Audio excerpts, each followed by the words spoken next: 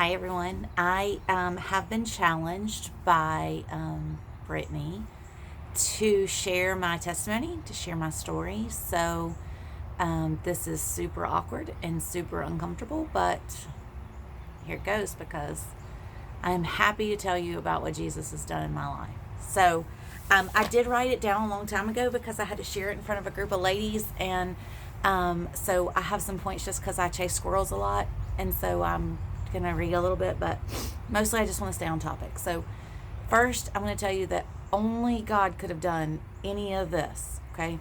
I was born in New York City, and when I was about 4 or 5, I moved here to Milton, Florida. So there's the first only God. Not only did I move to Milton, Florida, I moved to Allentown, Florida. So I went from New York City, not like upstate New York somewhere. I went from New York City to Allentown, Florida. Only God. Okay. Listen, I could not be more thankful for that. Growing up in Allentown was fantastic, in case you didn't know that. Okay, I am a Milton girl, and I love it here. I love small town. It's kind of like Cheers, like where everybody knows your name. I love it. Okay, so let me just say that. But only God could move somebody from New York City to Allentown, Florida. Okay, so I was born there. I was not raised in church. Like many of you on here, who grew up loving Jesus, and your parents, brought you to church every Sunday, and you read your Bibles together. That did not happen in my house. My parents were great ish. My mom raised us mostly on her own because my dad made some really bad choices, and I'm just going to put it out there because it is a hidden thing no one talks about. And so my dad chose drugs, and although he tried to stop that and moved us here to get away from some of that, ultimately it is the reason that at 8 or 9 years old my father passed. And there are so many people in so many areas of life that are dealing with something like that, and it's not talked about because it's terrible, and it is terrible. Drugs ruin lives, and they ruin little girls' lives, and they ruin families. So let me just say, though, yes, it ruined my childhood, but God. Okay.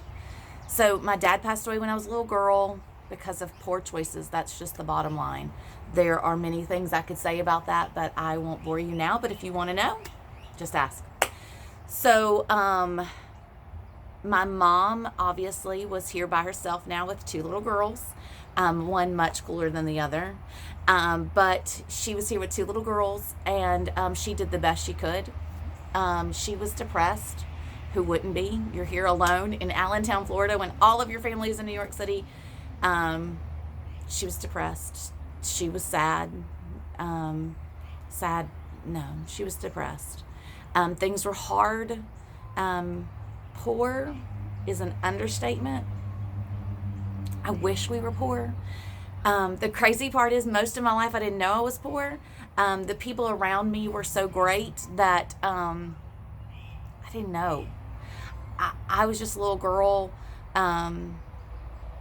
loving my mom and mostly my sister, and just kidding, I love my sister. We had it hard. Okay. If you want to know more about that, I'll be happy to tell you. But God. Okay, so we didn't go to church. Some friends here or there would pick me up and go to church, probably because they heard my mouth and thought, this girl needs to be in church. But nothing really stuck.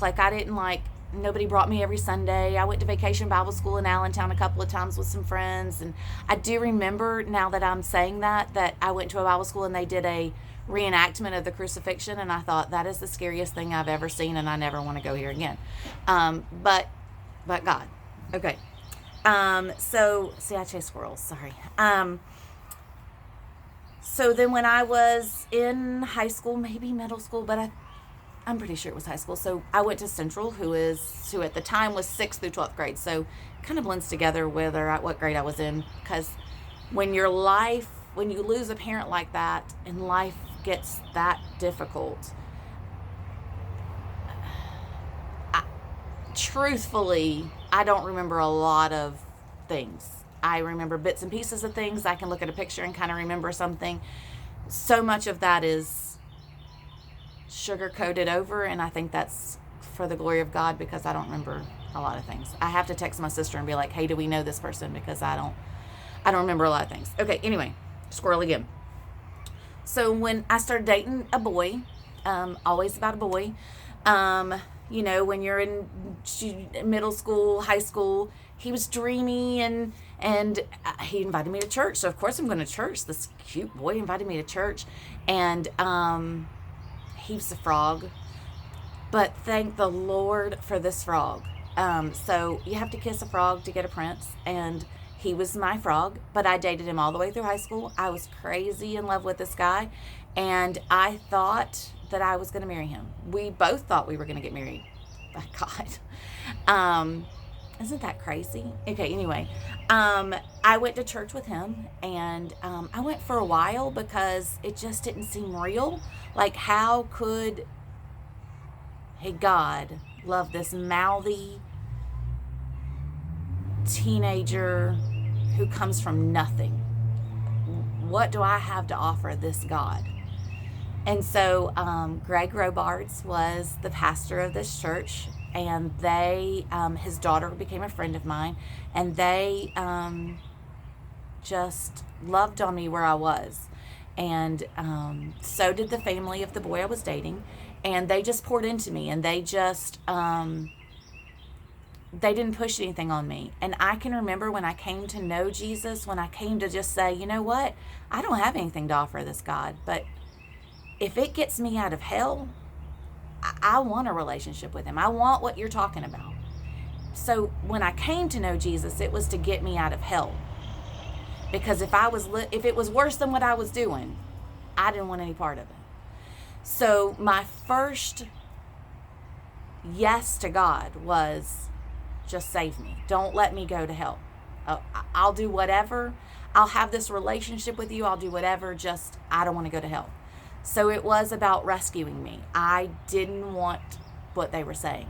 And I can remember the pull in my heart, you got to do this, but not really understanding it. I can remember a lady in the church telling me, man, you observed this for a while before you said yes. But I couldn't wrap my brain around a father loving me, this mouthy, mean teenager, for no reason. It's still just crazy. But so I asked Jesus to live in my heart, not having a clue what that was going to mean, and said, I want to be yours. I don't want to go to hell. Save me. So my mother didn't go to church, so she made me wait till I was 16 to get baptized, to make sure it was real and I wasn't just buying into something because a boy liked me. So at 16, which I think was like 2 years later-ish, again, I don't really know, I got baptized at a little tiny church in Munson, I think. I don't know. Anyway, I got baptized in this little tiny church. The church I was going to didn't have a baptistry, is why I don't remember the name of the church. Okay, so then a year or so later, I broke up with this boy, or he broke up with me, or something happened and we broke up. And I can remember someone telling me that I was a princess of God's, and that I didn't have to worry about who I was going to marry at 17 or 18 years old. And at that moment, I can remember deciding that I didn't want God to just save me. I wanted him to be the Lord of my life, the Lord of my mouth, the Lord of my everything.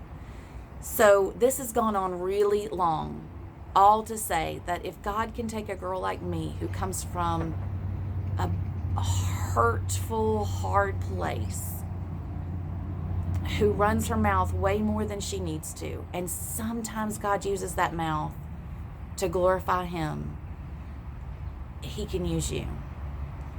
And all these years later, I have a house, I have a husband, I have a daughter.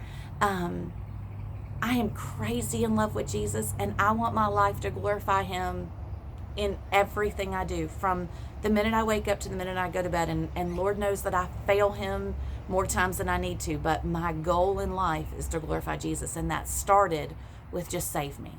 Just save me. Don't let me go to hell. Don't let me be separated from you. Don't let me live any worse than this. It grew to where I am now, where I say, anything you want me to do, God, I want to do it. Anything. Because if it brings glory to you, I know that it will work out for what's best. So this is a crazy long video, but I want you to know that I love Jesus, and that you can love Jesus, and that your life can be turned around. Not always easy, not always fun, but always worth it if you will just say yes to Jesus. So if you have questions, if you want to hear more about my story, which you probably don't, because good gracious, who has listened this long, know that Jesus is worth it. So thanks, Brittany, for challenging me, and I hope to hear some of your stories. Thanks.